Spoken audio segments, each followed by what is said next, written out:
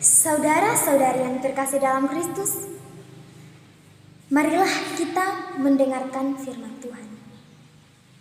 Namun sebelumnya, saya mengajak kita sekalian untuk menghadap Tuhan dalam doa. Marilah berdoa. Dalam nama Bapa dan Putra dan Roh Kudus, amin. Allah sumber pangkal kehidupan, segala puji syukur kami haturkan kembali ke hadirat-Mu atas berkat, penyertaan, serta tuntunan-Mu kepada kami, sehingga kami dapat kembali merenungkan firman-Mu. Semoga kami merenungkan firman-Mu dengan baik dan dapat meresapi dalam diri kami, agar pribadi kami menjadi lebih baik lagi dengan mendengarkan firman-Mu ini. Semuanya ini hanya memuji dan memuliakan nama-Mu untuk kini dan sepanjang segala masa. Amin. Tuhan beserta kita sekarang dan selama-lamanya. Inilah Injil Yesus Kristus menurut Markus. Dimuliakanlah Tuhan. Injil Markus bab 10 ayat 1 sampai dengan ayat 12. Dari situ, Yesus berangkat ke daerah Yudea dan ke daerah seberang sungai Yordan, dan di situ pun orang banyak datang mengerumuni Dia, dan seperti biasa Ia mengajar mereka pula. Maka datanglah orang-orang Farisi dan untuk mencoba Yesus, mereka bertanya kepadanya, "Apakah seorang suami diperbolehkan menceraikan istrinya?" Tetapi jawabnya kepada mereka, "Apa perintah Musa kepadamu?"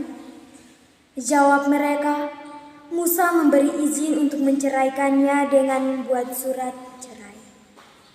Lalu kata Yesus kepada mereka, "Justru karena ketegaran hatimu lah, maka Musa menuliskan perintah ini untuk kamu.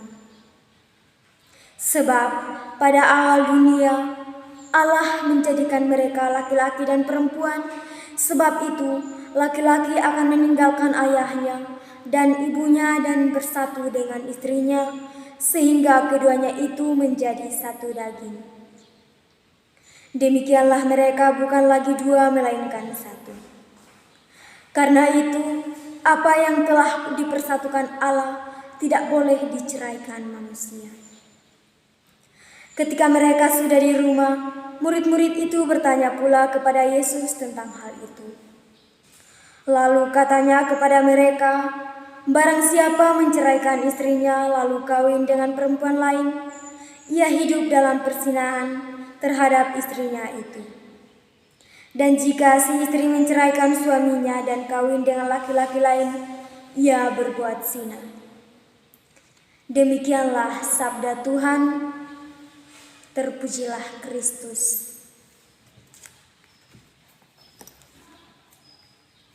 Saudara-saudari yang terkasih dalam Kristus, setelah kita mendengarkan firman Tuhan, marilah kita merenungkannya. Saudara-saudari yang terkasih, menikahi orang yang mencintai kita biasa. Namun, mencintai orang yang kita nikahi itu yang luar biasa. Dalam pernikahan Kristiani, seorang laki-laki dan seorang perempuan berjanji untuk setia dalam suka maupun duka, dalam untung mal ataupun malang, sakit ataupun sehat. Perjanjian antara suami dan istri itu harus dilakukan secara sungguh-sungguh, secara total atau sepenuh hati dan jiwa, dan dalam keadaan bebas atau dari tekanan atau tanpa tekanan, paksaan, dan ketakutan. Ketika suami istri dalam keadaan suka, untung, dan sehat, kesatuan dan kesetiaan lebih mudah diciptakan, bahkan hal itu dipandang biasa. Akan tetapi, pasti jauh lebih sulit memperhatikan kesatuan dan kesetiaan itu apabila mereka mengalami situasi duka, malang atau sakit. Namun apabila mereka mampu menghayati hakikat perkawinan itu Justru di saat-saat sulit, inilah yang biasa suami istri hidup selaras amanat Allah. Saudara-saudari yang terkasih, Allah menghendaki laki-laki dan perempuan saling melengkapi dan saling menyempurnakan. Tetapi, tempat bagi kesempurnaan itu adalah perkawinan.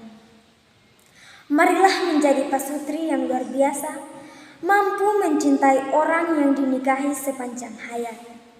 Dan semoga keluarga bahagia, harmonis, tentram, dan sejahtera bisa tercapai. Semoga. Saudara-saudari yang terkasih, setelah kita merenungkan firman Tuhan, marilah kita menutupnya dengan doa. Marilah berdoa. Terima kasih Allah Bapa dalam kerajaan surga, karena hanya atas penyelenggaraanmu kami dapat mendengarkan dan merenungkan firman-Mu. Semuanya indah, semua doa dan harapan yang kami sampaikan kepadamu lewat perantaraan Kristus Tuhan kami.